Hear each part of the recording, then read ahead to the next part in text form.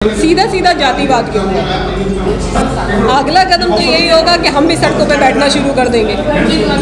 यही कुछ संभव नहीं है। जब बेटी बच जी बिल्कुल दिखावा है, जब बेटी बच ही नहीं पा रही है तो पढ़ेगी कहाँ से? उसके अंदर तो ये मैसेज जा रहा है कि अगर एक वकील जो कि दूसरों के लिए न्याय के लिए हमेशा खड़ा रहता है, वो भी एक महिला होने के बाद, तो आम आदमी क्या सुरक्षित है? आम आदमी तो कुछ भी अपने बारे में नहीं, वो तो अपने लिए स्टैंड ले ही नहीं सकता है। वो तो यही सोचेगा कि जब वकील सुरक्षित नहीं है जो कि हमारे न्याय के लिए लड़ रहे हैं, वो जो अपना न्याय नहीं कर पा रहे हैं, वो हमारे न्याय के लिए क्या लड़ेंगे? इन्होंने कानून की पूरी धज्जियां उड़ा रखी है। इनके लिए लॉ एंड ऑर्डर, इनके लिए कोई कानून नहीं, कोई लॉ एंड ऑर्डर नहीं, कुछ नहीं। इनकी सिर्फ डिक्टेटरशिप है, सिर्फ डिक्टेटरशिप में अपना ये काम करते हैं। ये इस बात का संदेश देता है कि आप छोटी जाति के लोग हो, छोटी जाति हो, आपको अपनी आवाज़ उठाने का कोई भी हक है ही नहीं।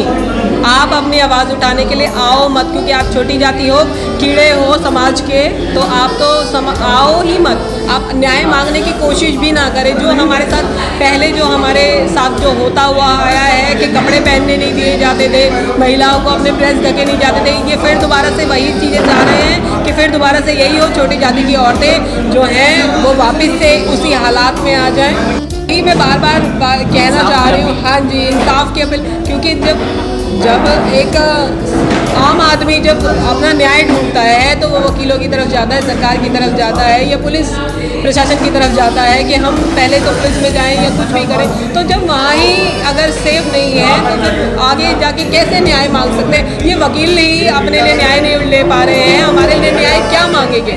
तो न्याय मांगने का तो मतलब ही खत्म हो जाता है। जो एक वीडियो वायरल हो रही है सोशल मीडिया पर, जी क्या मामला था? देखिए, 24 तारीख को करीब 3:30-4 बजे के करीब मेरी वाइफ का मेरे लिए फ़ोन आया कि हम लोग डाबड़ी थाने में हैं और मेरी बहन और जीजा जी का कलेश हो रहा था। कलेश ज़्यादा न हो जाए इसलिए मैंने 100 नंबर की कॉल की, तो पुलिस हम लोगों को डाबड़ी थाने ले आई है। मेरी वाइफ जब गई तो उन्होंने मुझे बताया कि जब हम लोग गए, IO साहब जो अपॉइंट हुए थे इस कॉल में, अनिल कुमार जी, उन्होंने मेरी वाइफ से जब इंट्रोड्यूस हुए तो उनसे पूछा होगा कि मैडम क्या करती, तो उन्होंने बताया हम लोग वकील हैं। तो उन्होंने डायरेक्ट इनसे भी जाति पूछी। फिर इन्होंने कहा कि मेरा हस्बैंड भी वकील है, तो उन्होंने कहा इनसे कि आप उनको बुला लीजिए वकील साहब को, इनका सुलह करा देंगे। इनका मेरे पास कॉल आया कि ऐसे बात है, जीजा जी और बहन का ज़्यादा झगड़ा हो गया था और आप आ जाइए, इनकी सुलह कर दीजिए थाने में।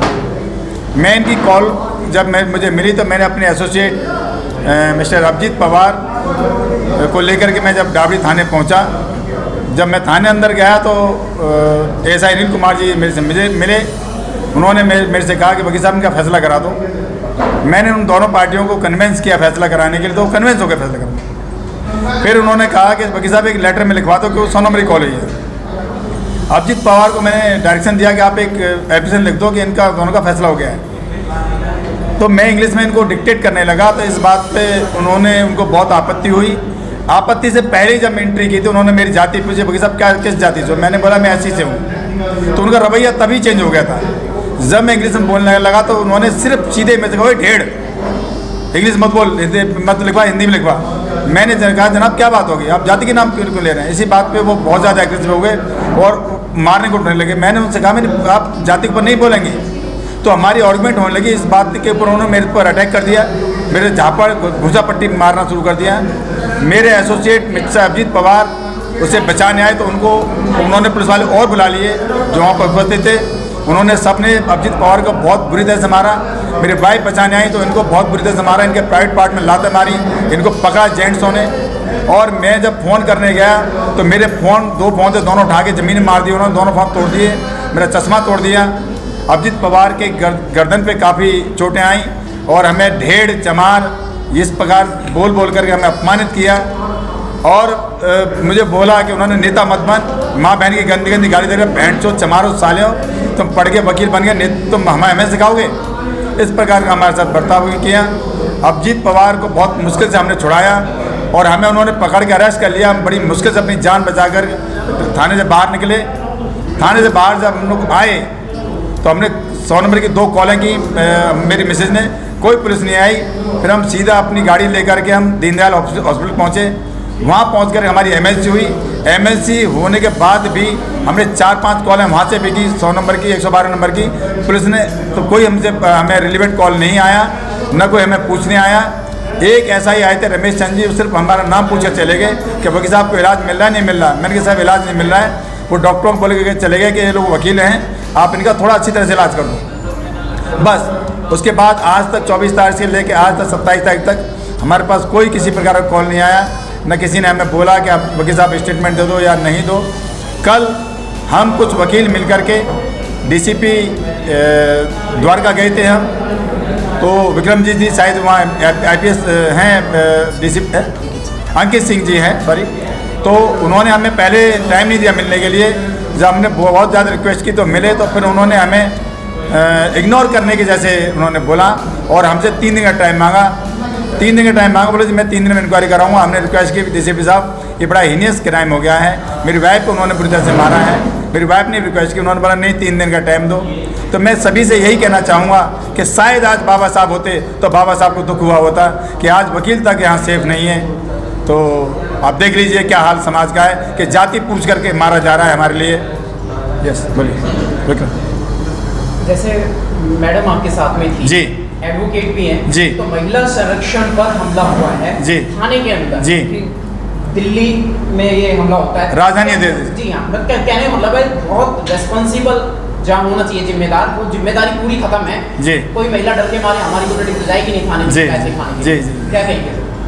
नहीं, देखिए ये एक डर बनाने का उन्होंने पूरा प्रकरण तैयार किया है कि एक डायग्राम तैयार किया कि जिस प्रकार से कोई हम अपनी आवाज़ न उठा पाएँ, एक महिला अपनी आवाज़ न उठा पाए, कि महिला को जेंट्स होने, आप CCTV उस बात के गवाह हैं, कोई भी वहाँ लेडीज़ कांस्टेबल लेडीज़ अधिकारी नहीं थी। कोई बच्ची छोटी बच्ची मान लो 18 साल की बच्ची है, 20 साल की बच्ची है, वो थाने जाएगी नहीं ना डर के मारे। इस पर मैडम क्या कहेंगी? Madam ji. प्लीज आप महिलाएं बताएं इस मामले में। क्या हुआ बताइए। जी, शुरुआत तो यहीं से हुई थी कि मैंने अपनी सिस्टर के लिए कॉल किया था। उनका झगड़ा बहुत ज़्यादा बढ़ गया था, तो हमने कॉल किया 100 नंबर पे, मैंने 112 पे कॉल किया। तो वहाँ से वो ले गए, PCR वैन में ले गए हैं। तो हम वहाँ तक गए तो उन्होंने कोई बात नहीं की। फिर वहाँ जाने के बाद कि आप कौन हो, ये मैंने कहा मैं इनकी सिस्टर हूँ और मैं एडवोकेट भी हूँ। तो क्या अच्छा कौन जाती हो आप लोग, कहाँ से हो? मैंने कहा ऐसी समाज से हैं हम लोग। अच्छा ठीक है। फिर वो बड़ा रूडली मेरे से उन्होंने बात करना शुरू कर दिया। फिर मैंने हस्बैंड को कॉल किया कि आप आ जाइए, थोड़ा ऐसे ऐसे बात है।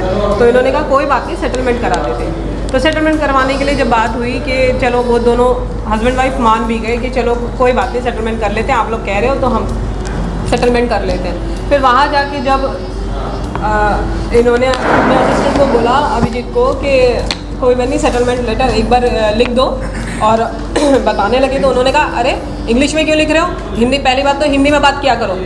सबसे पहला उन्होंने ये बोला। और मेरे से भी वो इतना ही रूडली बात कर रहे थे कि ऐसे कैसे बात कर रहे हो, बात कैसे कर रहे हो, अच्छा उधर बैठो हम अपने आप देख लेंगे जो भी देखना होगा। इस तरीके से उन्होंने मुझे ट्रीट किया, इस तरीके से मेरे से बात करना शुरू किया कि हाँ हाँ ठीक है हम लोग देख लेंगे। कोई महिला पुलिसकर्मी वहाँ मौजूद था? जी नहीं थी, एक भी नहीं थी। और जिस टाइम हमें पीटा गया, जब मैं इन लोगों को बचाने के लिए बीच में आई हूँ, तो भी कोई नहीं था, सारे जेंट्स थे, सारे मेल थे। महिला हेल्पलाइन 181 पे आपने कॉल किया था, ट्राई की कोशिश की? नहीं, उस टाइम वो हालात ही नहीं थे, कॉल कैसे करते, इतने सारे मेल थे कि सबने मुझे पकड़ा हुआ था। उन्होंने मुझे गालियाँ दी, अपशब्द बोले, मुझे प्राइवेट पार्ट पे हाथ लगाया, बहुत ज़्यादा हिट किया है, पीछे से भी आगे भी, और ब्रेस्ट वगैरह भी बहुत ज़्यादा मुझे उस नखूनों के निशान भी आए थे। क्या आपको लगता है कि इस घटना के बाद में हर थाने में इस तरह की वारदात को रिकॉर्ड करने के लिए CCTV कैमरा कंटिन्यू होनी चाहिए 24 आवर्स? बिल्कुल होने चाहिए। मैम आप एक प्रवक्ता भी है, और इसके बाद में आपके साथ अगर इस तरीके से अगर दुर्व्यवहार किया जा रहा है तो क्या सिविलियन अगर वहाँ पे जाते हैं बिल्कुल भी क्या नहीं उनके है, साथ में नहीं करना नहीं, बिल्कुल सेफ नहीं है वहाँ पे, कोई भी सेफ नहीं। जब मेरे जैसे अगर हमसे इस तरीके से बात कर जा सकती है, एक वकील से ऐसे इस तरीके से बात कर सकते हैं। सबसे बड़ी बात है कि मैं महिला थी। आप वकालत भी एक साइड अगर देखी जाए तो मैं सबसे पहली बात ही एक महिला थी, आराम से बात कर सकते थे। जातिवाद का तो मतलब ही नहीं आता, जाति कोई भी जाति जा सकती है, वो तो सरकारी उस पर बैठे हैं, वो तो हमारे लिए ही बैठे हैं। जी तो वहाँ पे ये सारी जो है तो वो कोई भी सेफ नहीं है, कोई भी नहीं जा सकती, महिलाएं तो जाएगी ही नहीं। वो पहले ही यही तो होता है, आज तक यही होता है। महिलाएं पहले ही जब देखती हैं कि थाने जाना है, कोर्ट जाना है, तो हमने जाना ही नहीं है, हमने केस ही नहीं करना। कितने यही सारी चीज़ें हुआ होती हैं। इस बात का अनुमान लगता है इस घटना से जी कि बच्चियों को, हमारे समाज की बच्चियों को खासतौर से वो फर्जी केसेस में भी फंसा देते होंगे। हाँ अक्सर। बिल्कुल बिल्कुल बिल्कुल। जैसे अंजलि हत्याकांड हुआ था जी। जनवरी 2022 जी, जी, में, और उसके साथ में उसकी फ्रेंड नेहा भी थी। हाँ जी। अंजलि की तो खैर हत्या हुई थी, नीलम हत्या हुई थी। जी ऐसे लोगों के खिलाफ और ऐसे स्टेशन के अगर इस तरीके से कानून के रखवाले ही अगर इस तरीके का माहौल बनाएंगे तो आखिर में हमारे देश के अंदर में, हमारे समाज में इसका अब क्या असर पड़ेगा और कानून से क्या मानना? कानून का राज नहीं है। उन्होंने हमें जो गालियाँ दी, बद्दी चमार, ढेड़ चूड़े चमार जो बोला, और ये कहा कि इन सालों को उठा के बंद कर दो, और ये ढेड़ चमारों का दिमाग ज़्यादा आगे बढ़ गया, बहुत ज़्यादा पड़ गए। इस प्रकार से हमें अपमानित किया। हम बड़ी मुश्किल से वहाँ से अपनी जान बचा के आए। उन्होंने फोर्स लगा दी, उन्होंने चारों तरफ से हमें घेर लिया, मैं निकलने नहीं दिया जा रहा था वहाँ से। सर आपके साथ 3 मामले हुए। पहला जो सरकार या कानून कहता है कि महिलाओं की सुरक्षा, वो सुरक्षा नहीं हुई। उसके बाद हिंदी को बढ़ावा देने के लिए सरकार प्रयास करती है, वहाँ आपको बोला भाई हिंदी में बात करो, इंग्लिश में मत करो, है ना। और तीसरा आपका SC/ST का जो चमार बोला, तो आप एक वकील होने के नाते क्या? सर चमार ही नहीं बोला, उन्होंने माँ और बहन की गंदी गंदी गालियाँ दी कि मैं नहीं बता सकता, तेरी बहन को ऐसा कर दूँ, तेरी माँ को ऐसा करूँगा, मारो बहन चौथ को, ढेड़ को, साले को, या इसको पटक के मारो, उसको मार दो बहन। महिला की मौजूदगी में जी महिला की मौजूदगी मुझसे तो इस तरीके की बात की, इतने सारे अपशब्द बोले हैं कि मैं यहाँ पे मीडिया के सामने ये सारी चीज़ें बता भी नहीं पाऊंगी। अब कानूनी कार्रवाई क्या क्या बनती है और किन किन धाराओं में केस दर्ज करके उनको जेल भेजा जा सकता है? एज ए एडवोकेट बताएं सर। मैं एज ए एडवोकेट मैं आपको यही बताना चाहूँगा, SC/ST एक्ट का मामला बनता है, हमें अपहरण किया, उन्होंने इलीगल डिटेन किया हमें उन्होंने, तो ये बहुत सारी धाराएं उसमें बनती हैं। अब देखिए कोर्ट के ऊपर है, कोर्ट से हम न्याय मांगेंगे, कोर्ट क्या करती है। तो अभी तक एक्शन ले चुके हैं या लेना है? सर हमने कल एप्लीकेशन अपनी दे दी है, सबके लिए एप्लीकेशन दे चुके हैं, CP साहब को भेज चुके हैं, मेल कर दिया CP साहब को, DCP साहब को से रिसीविंग ले लिया हमने, DCP साहब से पर्सनल हम मिल के आए हैं, उन्होंने 3 दिन का हमें समय मांगा है। हमारे अभिजीत एसोसिएट हैं, अभिजीत पवार जी, इनको गले से कुछ खाया पिया नहीं जा रहा, इतने गले दबा दबा के मारा है। आप मौके पर मौजूद थे? आप हाँ मैं मौजूद था। सर ने मुझे जो एप्लीकेशन लिखने के लिए कहा था, वो एप्लीकेशन के लिए सर ने कहा था कि सर डिक्टेशन दे रहे थे मुझे, तब जैसे कि मैं इंग्लिश में ठीक ठाक लिख पाता हूँ तो मैंने इंग्लिश में शुरू कर दिया था। तो जैसे ही शुरू कर दिया, उसने शुरू कर, तुम ढेड़ हो, चमार हो, तुम्हारी इतनी औकात बढ़ गई, तुम हमारे सामने ये करोगे।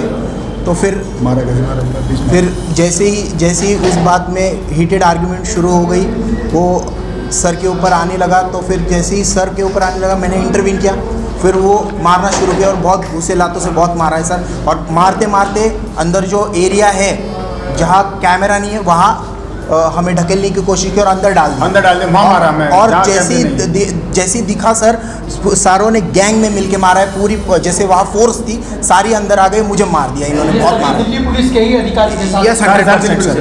उसके अंदर ऐसा तो नहीं कि मतलब आगे से भी किसी और को बुला रखा हो उन लोगों ने, ऐसा कुछ? ये हम नहीं कह सकते, क्योंकि ये तो लग रहा था कुछ औरों को बुला रखा उन्होंने हमें पिटवाने के लिए। उनका पहले से ही, जैसे हम लोग पहुंचे तो वो पहले से यूनाइट इकट्ठे होने शुरू हो गए थे, कह रहे थे कि फ़ोन निकाल लो, इनके फ़ोन निकाल लो। आपको कि ये पहले से ही सोची समझी साजिश के तहत आप लोगों के साथ में ऐसा किया गया है? क्योंकि हम गए तो हम काफ़ी फोर्स इकट्ठा था, काफ़ी पुलिस वाले इकट्ठे थे, जब मैं और मेरे एसोसिएट गए हम। हाँ बहुत सारी फोर्स।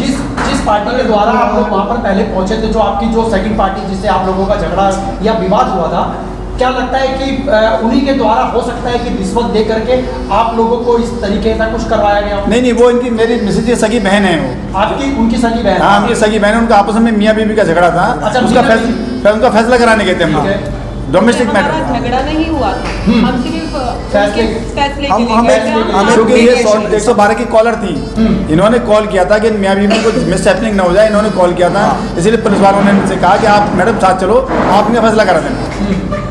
धनंजय प्रताप सिंह हमलावर रहा, पहला हमलावर वही था? नहीं, अनिल कुमार सिंह, अनिल कुमार सिंह जो हमलावर पुलिस वाले थे, क्या इनकी गिरफ्तारी और बर्खास्तगी संभव है कानून के तहत? बनता तो है, अब आगे कानून जाने, आगे अमित शाह जी जाने कि पुलिस अमित शाह जी की है, इन्होंने बेलगाम पुलिस को कर रखा है, जो कि कानून का राज बिल्कुल खत्म हो चुका है। अब्दुल साहब, ऐसा नहीं लगता कि आप लगभग 2-2.5 दिन से दिल्ली यूनिवर्सिटी में प्रोटेस्ट पे जा रहे हैं, तो कहीं वहीं से आपकी पहचान वहाँ पहुँची हो उस एंगल को आपने नहीं सोचा अभी तक? मैं सोचा है, मैंने कहा है अपने भाइयों से, मैंने कहा इन्होंने मुझे पहले से ही कोई अकाउंट रहा है जिसके तहत, क्योंकि वो ऐसे हिसाब से वो CCTV फुटेज में आ जाएगा, वो बार बार कॉल कर रहे थे, मुझे नहीं पता किससे कॉल कर रहे थे, और जैसे ही कॉल उनके खत्म वैसे वो वायलेंट होना शुरू हो गए वो, और वैसे ही वो पुलिस वाले इकट्ठे होने शुरू हो गए थे। जैसे नागल वाले में भी हम केस में उसमें थे, और वो बाहर वो राबिया केस था संगमेर वाला, उसमें मैंने बढ़ चढ़ के हिस्सा लिया था। और भी सोशल मूवमेंट रहते हैं तो उसमें आप मीडिया वाले गवाह हैं। दिल्ली कैंट वाले मामले में भी आप थे? मैं वहाँ था, मैं पूरा 13 दिन वहीं थे हम लोग। मैं 13 दिन, हम लोग रात और दिन वहीं थे। तो आपकी प्रसिद्धि था पहले से लेकर दलित समाज से? जी जी, सबको पता है कि मैं दलित समाज से हूँ सर। सर, अगर आप दलित समाज से हैं और उसके बाद में आप जो इस समय दलित समाज के लिए क्या कहना चाहेंगे, वहीं पे माननीय अमित शाह जी हैं और माननीय मोदी जी हैं, अब इनसे क्या कहना चाहेंगे, किस तरीके से कानून व्यवस्था सही होनी चाहिए, जहाँ पर प्रेस रिपोर्टरों के ऊपर भी हाथ उठा दिया जाता था, अब वकीलों को भी नहीं छोड़ा जाता और टारगेट बनाया। मैं अमित शाह जी से और मोदी साहब से, यही हमारे माननीय प्रधानमंत्री हैं, क्योंकि वो कॉन्स्टिट्यूशन पद है, तो मैं यही रिक्वेस्ट करना चाहूँगा कि ये देश संविधान से चल रहा है, संविधान से ही चले, इस देश में कानून का राज कायम हो, और जिसमें सब लोग अपने चैन की सांस ले पाएँ, आज़ादी की ज़िंदगी जी पाएँ। जिसने किया है कल्प्रिट, उसको सजा मिले और बेगुनाह फंसे नहीं। मैं यही इसके आगे कुछ कहना चाहेंगे? बस यही है जी, बस कि हमें न्याय मिले, जिन्होंने किया है कल्प्रिट उनको सजा मिले। बहुत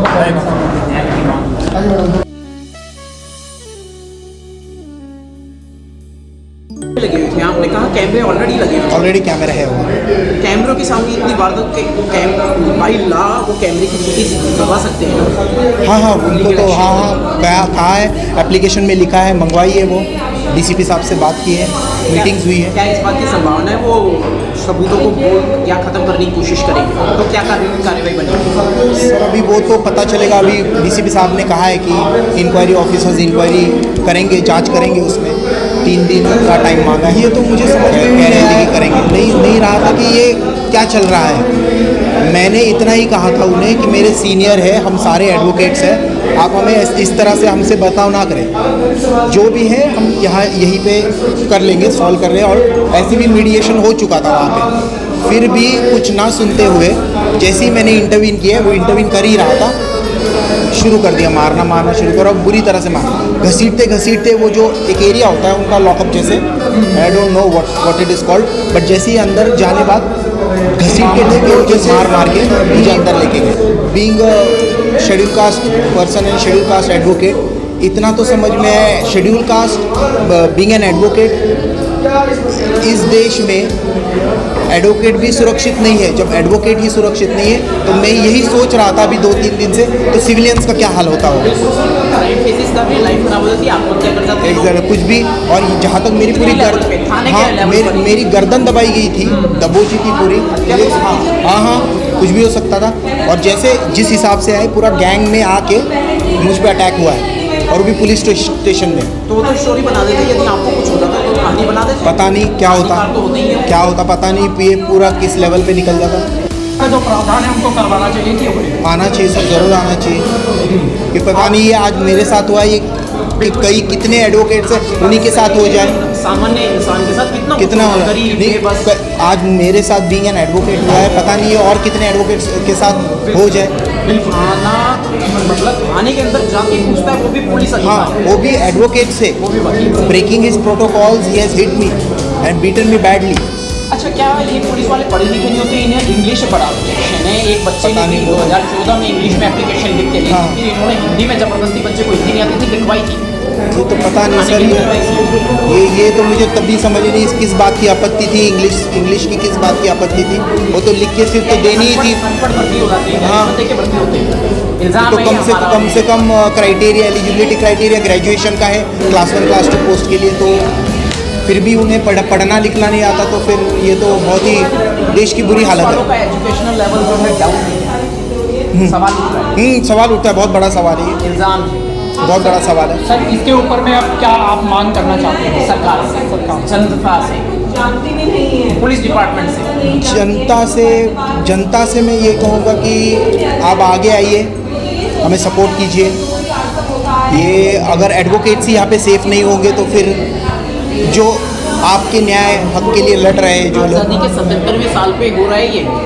हाँ, ये बहुत ही बुरी बात है। और राजधानी में यस सर, बहुत बुरी बात है। अगर 40 साल अगर तकरीबन में पीछे चले जाए, भी एक वकील है जी, इसके तहत अब ऐसा कौन सा मामला बनना चाहिए जिससे या तो उन अधिकारियों का जो डावरी थाने के थे इन लोगों को सस्पेंड किया जाए, या इन लोगों के ऊपर जो है कौन सी धाराएं लगा करके जो है अब इन लोगों को यहाँ से इनको नौकरी से सस्पेंड करवा दिया जाए। सबसे पहले तो मैं ये कहना चाहूँगा, मीडिया के माध्यम से मैं ये कहना चाहूँगा कि SHO साहब का जो कुकृत्य है ये बहुत ही निंदनीय है, और हमारे किसी अधिवक्ता के साथ उन्होंने जिस तरीके से अपमानजनक अभद्र टिप्पणी की है ये बहुत ही निंदनीय है, और इसकी हम घोर निंदा करते हैं। दूसरी बात, आपने हमसे ये पूछा कि इनके ऊपर क्या सेक्शन लगने चाहिए, तो इन्होंने जिस तरीके से व्यवहार हमारी बहन के साथ किया है वो बहुत गलत है। इनके साथ में 120B, 354, ठीक है, और जो भी रेलिवेंट सेक्शन होते हैं वो सेक्शन ऐड किए जाएं। SC/ST एक्ट भी लगाना चाहिए इनके ऊपर, और कड़ी से कड़ी सज़ा इनको मिलनी चाहिए। अगर हम अधिवक्ता खुद को न्याय नहीं दिलवा सकते तो अपने क्लाइंट को, अपने मुवक्किल को क्या न्याय दिलाएंगे। अतः मैं मीडिया के माध्यम से ये कहना चाहूँगा कि SHO धनंजय प्रताप सिंह ने जो भी किया, जो कुकृत्य किया, वो बहुत ही निंदनीय और अपमानजनक है। इसकी मैं घोर निंदा करता हूँ, और हम नहीं, हमारे जितने अधिवक्ता बंधु हैं सब इसकी घोर निंदा कर रहे हैं, और इसकी कड़ी से कड़ी सज़ा इनको मिलनी चाहिए। जिस तरीके से दलित बता करके अगर समाज के अंदर में अब हीन भावना लाने का प्रयास कर रहे हैं, वही लोग कर रहे हैं जो इन कानूनों से आगे ऊपर आए, और वही लोग अगर दलित वोट करके अगर किसी को हीन भावना करते हैं, ऐसे प्रावधान के अंदर में अब हमारे जो संविधान है इसके खिलाफ इनके ऊपर किस तरीके का और मुकदमा होना चाहिए। ऑब्वियस सी बात है, इनके ऊपर SC/ST एक्ट लगना चाहिए, और उसके अंतर्गत इन पर कड़ी कार्यवाही होनी चाहिए। इन्होंने बहुत कुकृत्य और निंदनीय कार्य किया। अगर हम अपने आप को न्याय नहीं दिला सकते, पहली बात तो जाति सूचक शब्दों का उनको प्रयोग नहीं करना चाहिए था। एक पब्लिक की सेवा के लिए, he is a public servant, public की सेवा के लिए वो बैठे हुए हैं, और पब्लिक के सेवक ही अगर रक्षक और भक्षक बन जाएं तो पब्लिक किसके पास जाएगी। और एक विद्वान अधिवक्ता के साथ वो इस तरीके के कृत्य कर रहे हैं, तो आम पब्लिक के साथ उनका व्यवहार बहुत ही निंदनीय होगा, बहुत बेकार व्यवहार होगा। राजधानी के थाने में जाति पूछना कितना जायज़ है, वो भी महिला से, एडवोकेट भी थे, अगर नॉर्मल पर्सन हो तो भी नहीं पूछना चाहिए। नहीं पूछना चाहिए, उन्होंने बहुत गलत किया है, और यह निंदनीय कुकृत्य है इनका। इसकी हम लोग घोर भर्त्सना करते हैं। क्या इनका जेल जाना और बर्खास्तगी संभव है सर? भाई हम अधिकारियों ने इसके ऊपर पेपर अंजाम दिया, उनकी तरह ठीक है, वो बहुत ज़्यादा पढ़े लिखे हैं, लेकिन हम भी ऑफिसर ऑफ द कोर्ट हैं। जो भी लीगल कार्यवाही होगी हम माननीय CP साहब से, माननीय LG साहब से, सरकार से, अपनी न्यायपालिका से, अपनी जुडिशरी से हम निवेदन करेंगे, एप्लीकेशन लगाएंगे, और इनको कड़ी से कड़ी सज़ा मिलनी चाहिए। इन फ्यूचर किसी और के साथ ये ऐसा दुर्व्यवहार, ऐसा कुकृत्य ना करें।